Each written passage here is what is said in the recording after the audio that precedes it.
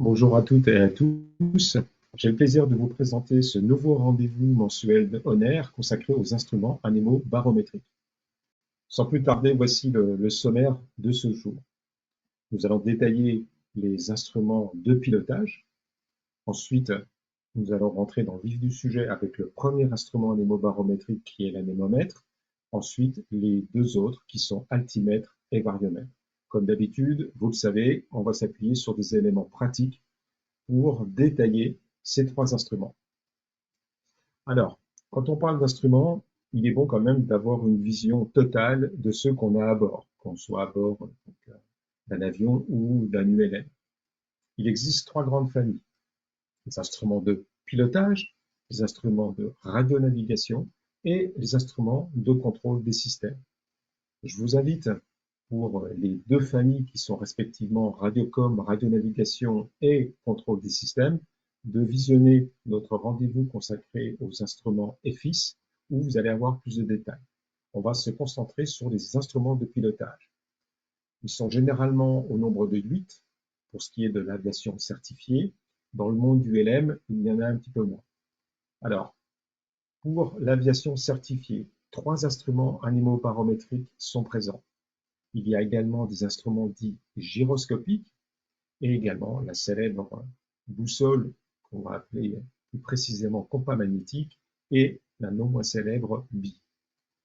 Alors, ces instruments de pilotage s'inscrivent sur le tableau de bord, bien entendu.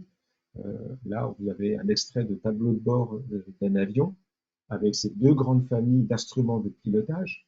Je vous rappelle que les instruments de pilotage permettent de connaître la position dans l'air de l'avion ou de votre ULM.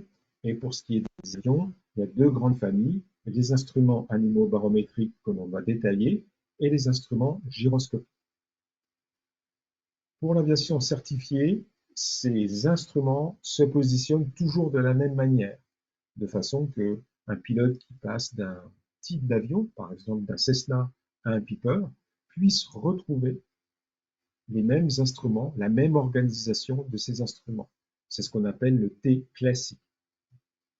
Et ces instruments sont un peu moins présents dans le monde ULM, puisque généralement dans le monde ULM, on n'a pas d'horizon artificiel ni de coordinateur de virage, voire même de variomètre. On a également cette même représentation, implantation des instruments lorsqu'on a des instruments dits EFIS. On va retrouver notre T classique avec l'anémomètre en haut à gauche, l'altimètre en haut à droite, l'horizon artificiel au centre, le variomètre à droite, et puis le conservateur de cap, mais également sur les instruments EFIS. Ce conservateur de cap est un peu plus puissant en quelque sorte, puisqu'il s'agit d'un HSI, qui est un instrument qui combine un conservateur de cap et des indications par rapport à un point GPS ou par rapport à une balise au sol. Alors, on va se concentrer donc sur les instruments anémobarométriques. Ils sont au nombre de 3, l'anémomètre, l'altimètre et le variomètre. L'anémomètre va vous donner la vitesse de votre avion, votre aéronef, dans la masse d'air. Je vais détailler, bien entendu, cette définition lorsqu'on va aborder précisément l'anémomètre. L'altimètre, lui, va vous donner une distance verticale par rapport à une pression de référence et un calage de référence renseigné par le pilote. Et le variomètre, lui, va vous donner une vitesse verticale, contrairement à l'anémomètre qui, lui, vous donne une vitesse totale, c'est-à-dire à la fois dans le plan horizontal et d'une certaine manière aussi dans le plan vertical. Mais le variomètre, lui, est typiquement utilisé pour la vitesse verticale.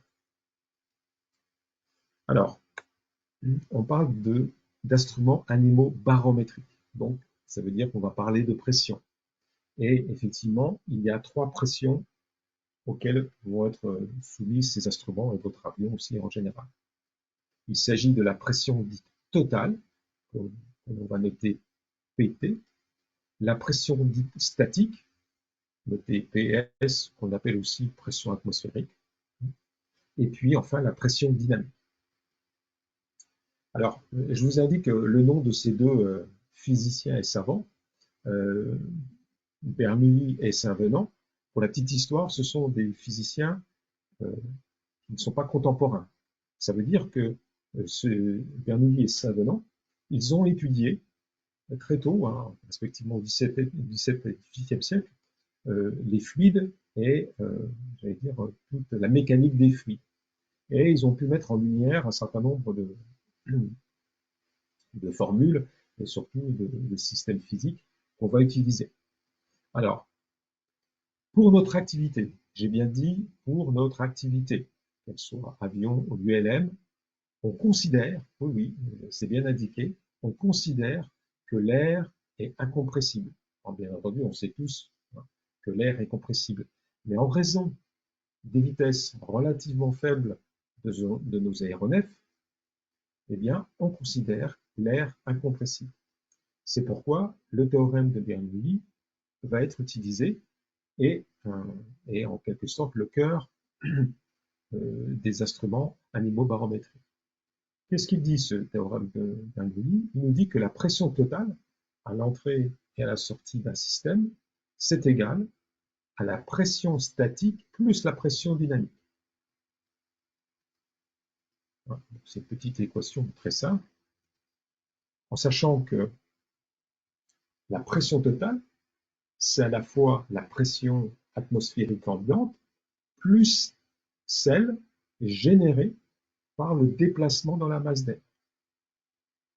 La pression statique, comme je l'ai dit tout à l'heure, c'est l'équivalent à la pression atmosphérique ambiante, et la pression dynamique, c'est bien cette part de la pression totale qui est donnée par votre déplacement dans l'air. Puisque dès que vous vous déplacez, il y a des forces aérodynamiques, en particulier une qui s'appelle la résultante aérodynamique. J'ouvre une petite parenthèse, cette résultante aérodynamique est composée de deux éléments, la portance et la traînée. Ce sont deux forces que vous connaissez déjà. Eh bien, on va avoir une application pratique donc de ce théorème de Bernoulli avec nos trois instruments. Du côté pratique, l'anémomètre, lui, va recevoir deux pressions. Ça, c'est important à mémoriser. Il va recevoir par la sonde, par le tube pitot, qui est un capteur extérieur qui est placé dans le vent relatif de votre avion, c'est-à-dire dans le sens de déplacement. Il va donc, ce capteur, le tube pitot, mesurer la pression totale, alors que la pression statique, pression atmosphérique ambiante, est relevée par une pression qui porte le nom de pression statique. L'anémomètre, lui, donc, va donc recevoir la pression totale et la pression statique, alors que les deux autres instruments barométriques, anémobarométriques, pardon, vont recevoir uniquement la pression statique. À cette implantation générale, vous allez pouvoir avoir des équipements optionnels. Parmi ceux-ci, il y aura ce qu'on appelle donc la réchauffe pitot.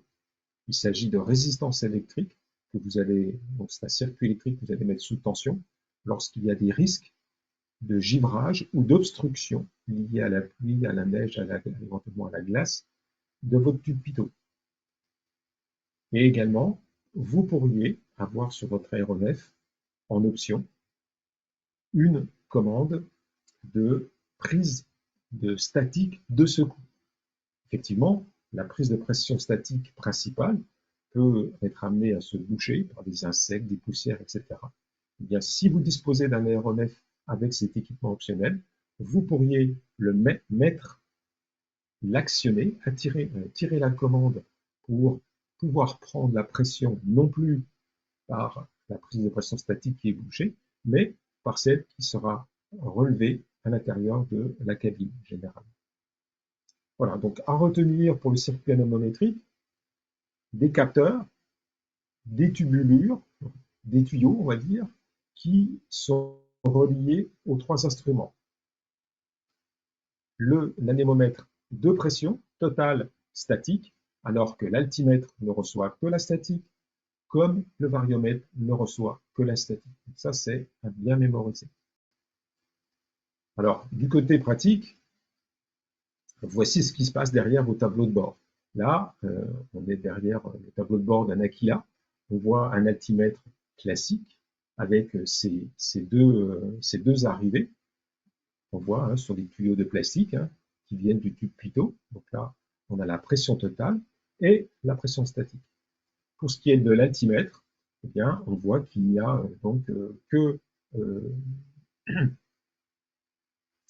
qu'un seul tuyau qui amène. Donc, c'est celui qui est en dessous. Donc, pardon, la pression statique. Voilà. Alors, la prise de pression statique, elle, contrairement au tube Pitot, comme on va détailler, elle est placée perpendiculairement au vent relatif. Quand on dit vent relatif, c'est quoi? C'est la trajectoire de l'avion. Donc là, pour ne pas être perturbé par le déplacement de l'avion dans l'air, eh bien, on va mettre cette pression statique perpendiculaire au vent relatif. Elle est placée généralement sur le fuselage, hein, sur les bons vieux DR400. Hein, ce sont deux prises de pression statique, une à droite et une à gauche du fuselage. Mais en réalité, il y a deux prises de pression statique, mais au final, il n'y a qu'un seul tuyau qui va vers les instruments. C'est simplement que Robin, le constructeur, a fait le choix de placer deux pressions statiques pour avoir toujours des informations lorsque le vol n'est plus symétrique. On peut avoir également un tube Pitot particulier qu'on appelle donc un tube Pitot double sonde. Pourquoi? Parce que sur ce tube Pitot, vous allez avoir la mesure de la pression totale, c'est sur la partie que je vais marquer ici, la partie avant, voilà, celle que je dessine, et la prise de pression statique, ce sont les deux petits traits que l'on voit, ce sont deux fentes qui, elles, sont placées perpendiculairement à l'écoulement du vent. Malheureusement, malgré tous les efforts des constructeurs, il y a toujours des petites erreurs, hein, et on va en parler un tout petit peu plus tard. Alors, le tube Pitot, ben effectivement, hein, là aussi, c'est pas une nouveauté, puisque ce bon vieux tube porte le nom de son constructeur, hein, Henri, pour faire plus simple. Et on voit bien que ça date effectivement du XVIIIe siècle. Hein. Et donc, on appelle Pitot, sonde Pitot, antenne anémométrique. Hein. Généralement, c'est un petit tube qui est placé dans le sens de l'écoulement de l'air. Alors, vous avez une photo sur la gauche qui est celle d'un Cessna 152, hein, une place école mondialement connue. Et donc, vous avez le tube Pitot, et donc ce coude placé sous l'aile, à ne pas confondre avec sur le 152 ici, c'est pas un tube Pitot, c'est la mise à l'air libre des réservoirs. Donc le Pitot, c'est bien ce qui est entouré en blanc. Vous avez sur cet avion à aile basse un Piper, un Pitot, donc une autre forme de Pitot, avec c'est comme donc, un petit aileron, et on voit le trou placé à la base de cet aileron qui va donc recueillir la pression totale. Et puis sur les VR400 hein, dont on parlait tout à l'heure, eh c'est encore plus simple, c'est vraiment un petit tube métallique coudé. Hein, on voit que on ne va pas confondre avec le tube coudé du Cessna 152. Donc le tube Pitot, lui, c'est l'instrument, l'équipement qui permet donc d'avoir la pression représentative de l'écoulement de l'air.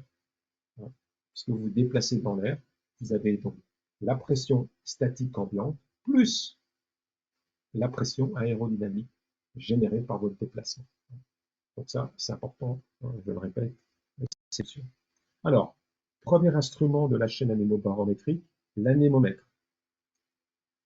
On a vu qu'il recevait deux pressions, la pression totale et la pression statique. Et donc, c'est en quelque sorte un manomètre différentiel. hein, il va faire l'écart, il va mesurer l'écart entre la pression totale et la pression statique pour en extraire la pression dynamique et enfin la vitesse. Et donc, la pression dynamique, c'est pas sans le savoir, c'est égal à un demi de ρ V au carré, ρ étant la masse volumique, V étant la vitesse de l'avion.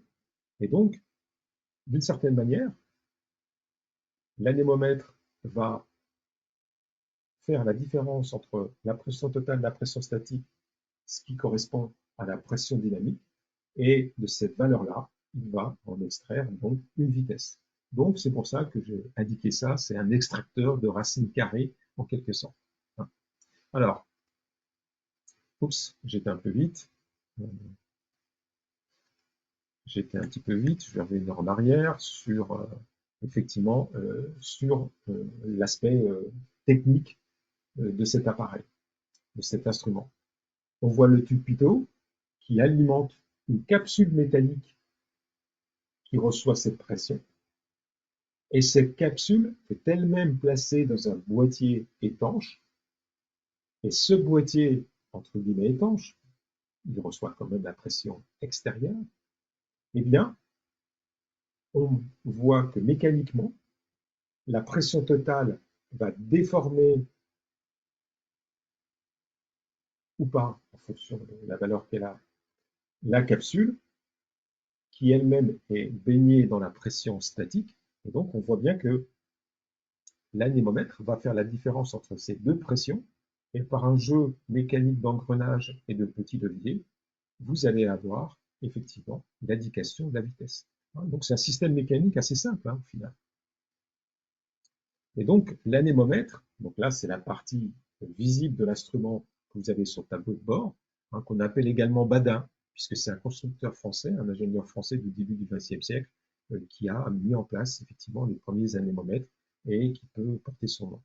Et donc là, on a plusieurs représentations sur nos tableaux de bord. Donc là, j'ai fait un petit mix de différentes présentations d'anémomètres. Généralement, dans notre activité, je parle en aviation légère, on parle en nœuds. Mais on peut avoir aussi des instruments qui sont référencés en kilomètres-heure. La preuve, sur l'instrument à droite, il s'agit d'un instrument qu'on trouve sur les DR400, eh bien, on a deux échelles, une échelle extérieure qui est donnée en kilomètres-heure et une échelle intérieure, un cadran intérieur qui est donné en nœuds. Je vous rappelle qu'un nœud, ça correspond à un 1000 nautiques par heure. Donc ça fait 1,852 km/h. Voilà. Donc, sur ces instruments, euh, on a des instruments classiques, on a des instruments également FIS. Là, on n'a plus une aiguille qui se déplace devant un cadran, mais on a des indications numériques précises des vitesses. Mais on va retrouver des plages de couleurs comme on avait des arcs de couleurs sur les instruments classiques. Je parle d'arcs de couleurs, effectivement, ou de plages de vitesse. On va avoir généralement trois plages, trois arcs de vitesse. Un arc dit blanc, une plage de vitesse dans laquelle c'est repéré par cette plage blanche, c'est celle où vous allez pouvoir sortir les volets. La plage de vitesse marquée en vert, c'est celle où vous pouvez voler les volets, rentrer. Et puis enfin, vous avez une plage de vitesse marquée en jaune, c'est celle où vous allez pouvoir voler si les conditions de vol ne sont pas turbulentes.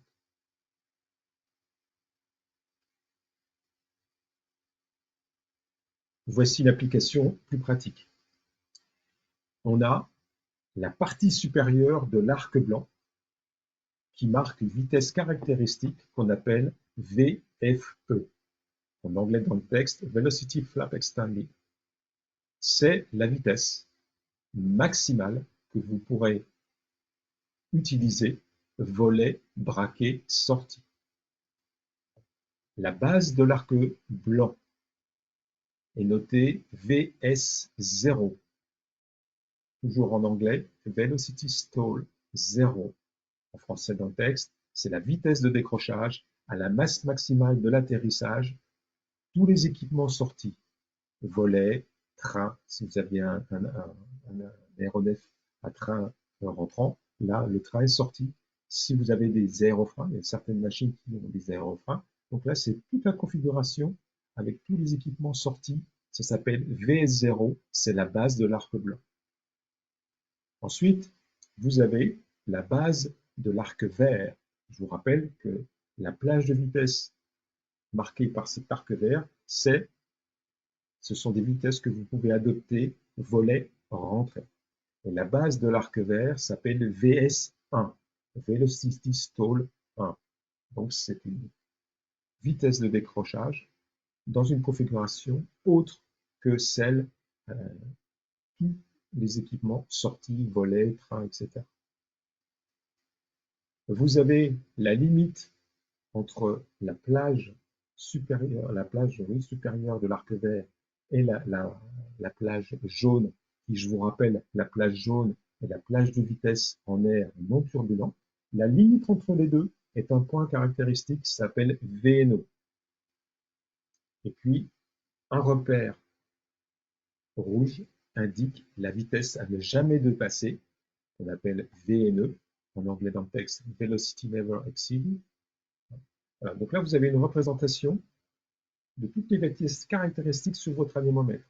Et vous voyez que c'est très intéressant parce que vous avez un petit doute sur les vitesses, c'est-à-dire vous lisez directement en fonction de ce que vous voulez connaître, la base de l'arc blanc, la partie supérieure de l'arc blanc, des vitesses caractéristiques que vous devez connaître de l'appareil que vous utilisez. Alors, bien entendu, on parle d'anémomètre de vitesse. Alors, il y a différents types de vitesses. C'est l'occasion éventuellement d'un autre cours. Il y a tout simplement la vitesse indiquée. Là, elle est notée VI, c'est très simple. C'est celle que l'on lit directement à l'aiguille ou celle sur un effice qui est donc indiquée par la valeur numérique. Comme le système de sonde prise statique Tulpito peut comporter des erreurs, le constructeur va vous indiquer dans le manuel de votre avion la vitesse dite calibrée ou conventionnelle. C'est une erreur liée à la position de ces sondes et donc le constructeur va vous donner généralement un tableau ou un petit graphe pour vous dire pour telle valeur indiquée, vous avez telle vitesse conventionnelle. Généralement, j'ai bien dit généralement, mais c'est votre rôle de commandant de bord de vérifier les caractéristiques de votre machine. Les vitesses conventionnelles sont très proches des vitesses indiquées. Mais, j'insiste, vérifiez votre manuel de vol pour avoir l'assurance, la confirmation que pour telle vitesse indiquée, vous avez telle vitesse conventionnelle. Ensuite, vous avez vitesse vraie et vitesse propre, qui sont les vitesses de votre aéronef dans la masse d'air, dans les conditions du jour, c'est-à-dire en tenant compte de la pression, de l'altitude et de la température extérieure. Et puis enfin, on a la vitesse dite sol. C'est celle que vous avez par rapport au sol que vous survolez. Parce que je vous rappelle, on décolle et on atterrit normalement. Donc, c'est bien la Terre qui est notre référence, c'est bien le sol qui est notre référence. Et donc, la vitesse sol, c'est la vitesse de votre aéronef par rapport au sol. Donc, s'il y a du vent qui va vous pousser ou vous retenir, on parle de vent effectif. Alors, précaution d'utilisation de l'anémomètre.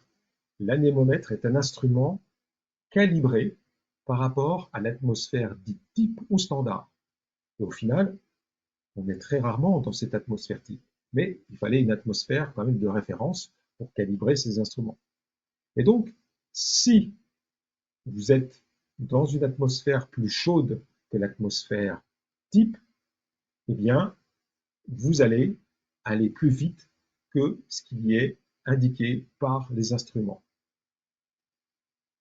Donc, la vitesse propre, c'est-à-dire la vitesse de votre avion, de votre ULM dans la masse d'air, va être plus élevée que celle indiquée.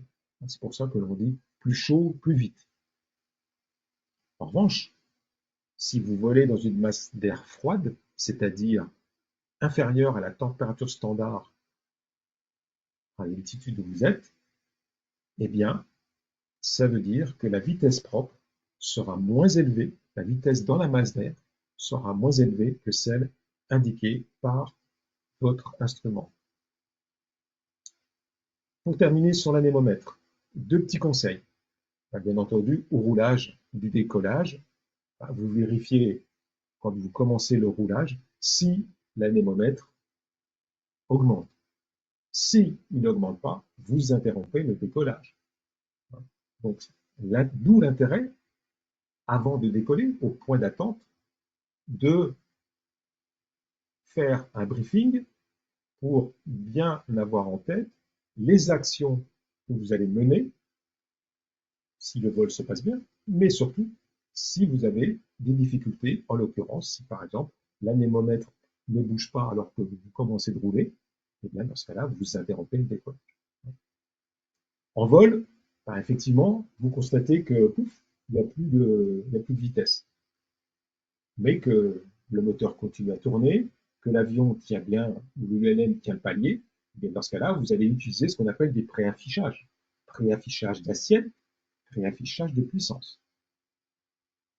Voilà. On va passer à l'altimètre, sans plus tarder. L'altimètre, comme je l'ai dit tout à l'heure, va vous indiquer une distance verticale fonction d'un calage que vous avez affiché.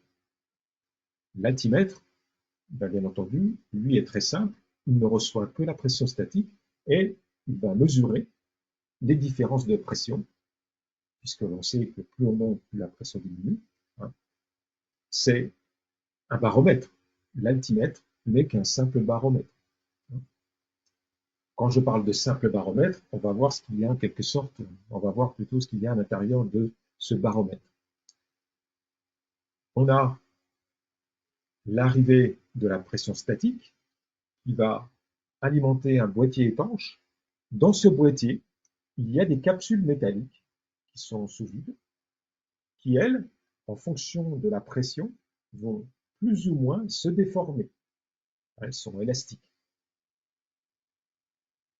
Et ces déformations vont être transmises par un jeu mécanique de levier et d'engrenage à un jeu d'aiguilles avec également une pression de référence, un calage de référence que le pilote aura renseigné. Donc l'altimètre, c'est un baromètre, il reçoit la pression statique et les capsules vont plus ou moins se déformer en fonction de la pression reçue. Représentation classique, voire même un peu évoluée d'un altimètre.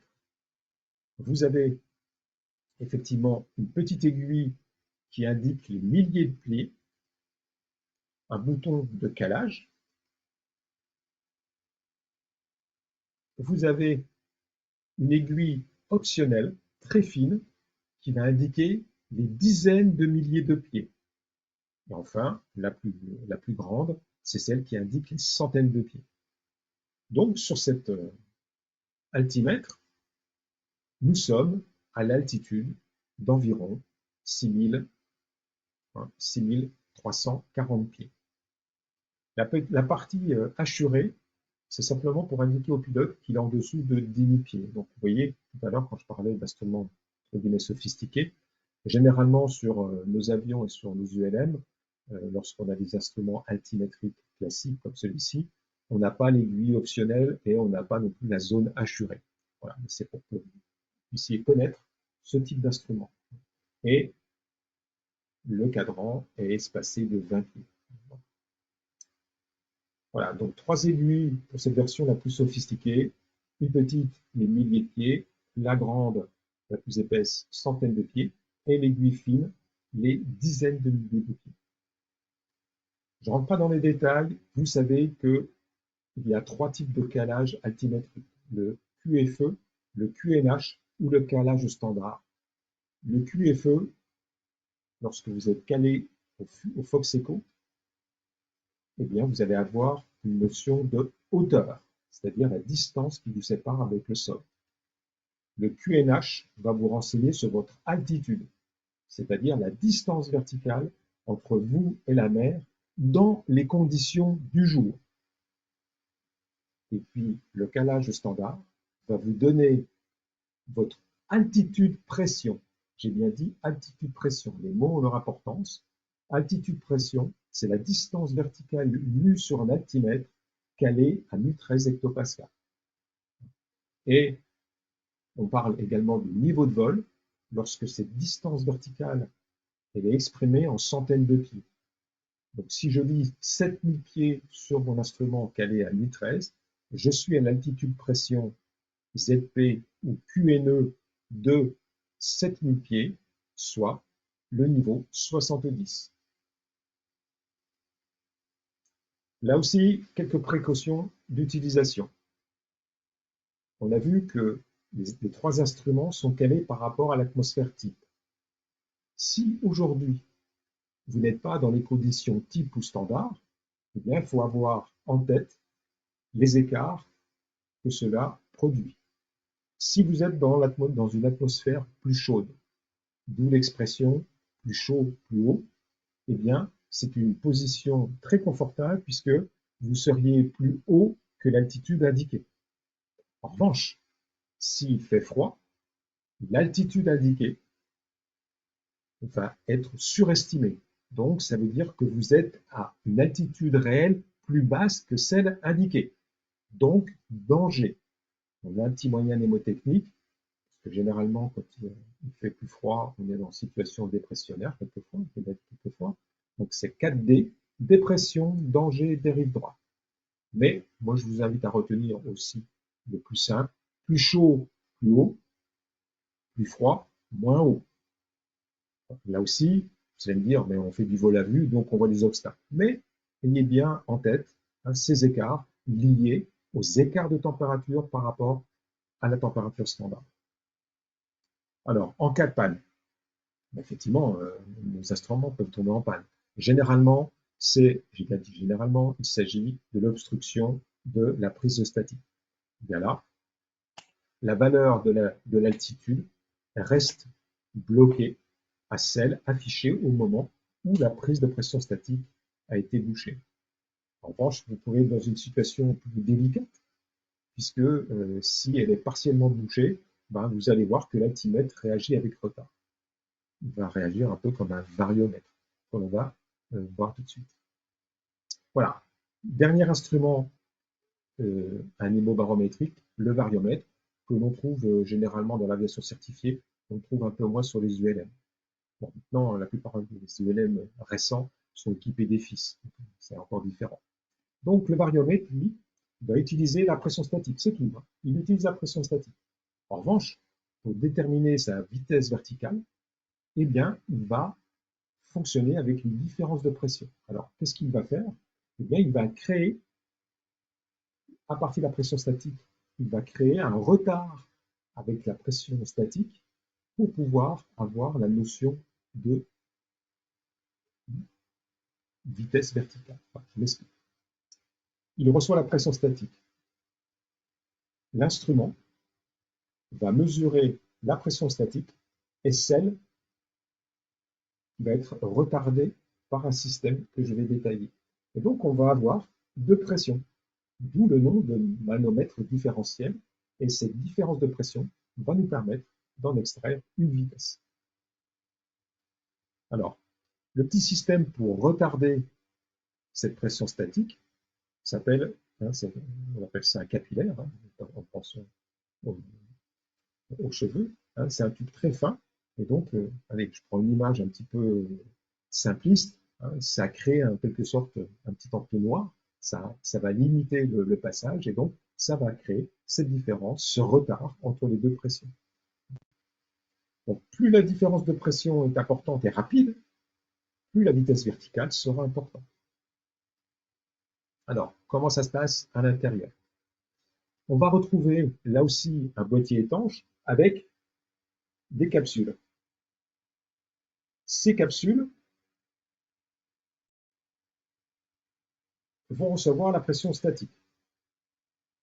Ces mêmes capsules sont placées dans un boîtier étanche qui lui-même va recevoir la pression retardée via le tube capillaire. Et donc, s'il y a un écart de pression, si vous montez ou vous descendez, eh bien, le système, les capsules vont se déformer et, par le jeu mécanique, vous indiquer une vitesse verticale montante ou descendante. Donc, c'est bien un écart de pression à partir de la pression statique qui va être, j'allais dire, le cœur du variomètre. Voilà, donc ça, c'est les différents éléments que je viens d'indiquer. Voilà, donc c'est les différences de pression. Voilà. Alors, comment il est représenté? Généralement, c'est un instrument à une seule aiguille. Quand l'aiguille est horizontale positionnée sur 0, c'est que votre vitesse verticale est nulle. Vous ne montez pas, vous ne descendez pas. Si l'aiguille est dans la partie supérieure, vous êtes en montée, puisque vous avez donc une trajectoire montante, avec des indications exprimées en pieds par minute. On parle de variopositif, de taux de montée positif, de taux de montée tout simplement. Et si l'aiguille est vers le bas, elle indique à ce moment-là des vitesses verticales négatives, toujours exprimées en pieds par minute, et on parle de vario-négatif, de taux de descente ou de taux de chute. Précaution d'utilisation. Le variomètre vous donne une tendance de la trajectoire. Et en fonction de son système, c'est-à-dire pression statique plus retard, il faut attendre d'être dans une phase de stabilisée au bout de 3-4 secondes pour utiliser les valeurs indiquées par l'anémomètre. Alors, en cas de panne, première situation, la prise de pression statique est obstruée. Et bien là, le variomètre ne reçoit pas de pression, il est bloqué à une pression standard. Il n'y a pas une pression standard, parce que je fais un lapsus, il est bloqué à une valeur de pression, eh bien, le variomètre, je vais y arriver, va indiquer 0, pas de vitesse verticale. Dans le cas là un peu plus délicat d'une pression statique obstruée, alors je vous l'accorde, ce n'est pas une situation facilement détectable, les valeurs indiquées sont sous-estimées. Donc là, ça va être votre expérience, vous savez à quoi correspond votre capot quand vous êtes en montée, en descente, et vous allez voir peut-être que vous dites, bon, tiens, il me semble avoir un taux de chute plus important que ça, parce que vous avez des références visuelles par rapport à l'horizon, ça peut être un indicateur. Mais là, c'est vrai que la prise de pression statique partiellement obstruée, c'est pas une situation facile à détecter. L'autre, en revanche, c'est complètement obstrué, ben, vous serez en montée ou en descente, le vario indiquera 0. Voilà. Voilà, j'en ai terminé avec ce cours que je voulais quand même assez simple et concis. Bien entendu, vous retrouvez toutes ces fiches dans la partie connaissance générale de l'aéronef pour la partie avion. Pour la partie BIA, il y a une partie instrument et la partie ULM également. Je vous donne rendez-vous le mois prochain, le 23 juillet précisément, pardon, le 25 juillet à 19 h. On va parler là un peu de puissance et de performance de nos machines. Voilà, je vous souhaite de bons vols, profitez de l'été, faites attention aux fortes chaleurs. Les performances de nos aéronefs sont dégradées quand il fait chaud, donc volez à la fraîche le matin ou le soir pour bénéficier de ces vols estivaux. Voilà. Donc, rendez-vous le 25 juillet. Je vous souhaite une bonne journée et de bons vols prudemment.